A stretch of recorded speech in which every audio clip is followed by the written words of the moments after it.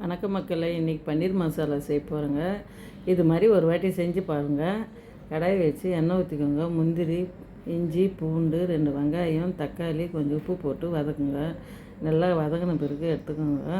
எடுத்து கொஞ்சம் ஆற விட்டுட்டு சுடுதண்ணி காய்ச்சி அதில் பன்னீர் ஒரு 5 நிமிஷம் போட்டு விடுங்க. நல்லா சாப்பிட்டா வந்துடும். ஆற விட்டு மிக்ஸி ஜாரில் போட்டுக்கோங்க. கொஞ்சம் மஞ்சத்தூள், மிளகாத்தூள், சீரகம் போட்டு நல்லா பேஸ்ட்டாக அரைச்சிக்கோங்க.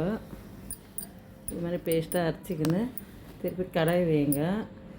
பன்னீர் வடிகட்டி வச்சுக்கோங்க. கடாய் வச்சு எண்ணெய் ஊற்றுங்க. லவங்கம், பட்டை எல்லாம் போட்டு வதக்கிக்கோங்க. பேஸ்ட்டு குத்திட்டு வதக்கிக்கோங்க. 2 பச்சை மிளகா போடுங்க. கருவேப்பிலை, கொத்தமல்லி, கண்டஸ்ட் மில்க் போடுங்க. கொஞ்சம் டேஸ்ட்டாக இருக்கும். அப்புறம் பன்னீர் போட்டு கொஞ்சம் ஒரு 5 நிமிஷம் விட்டு இறக்கிடுங்க. இன்றைக்கி எங்கள் வீட்டில் சப்பாத்தி பன்னீர் மசாலா.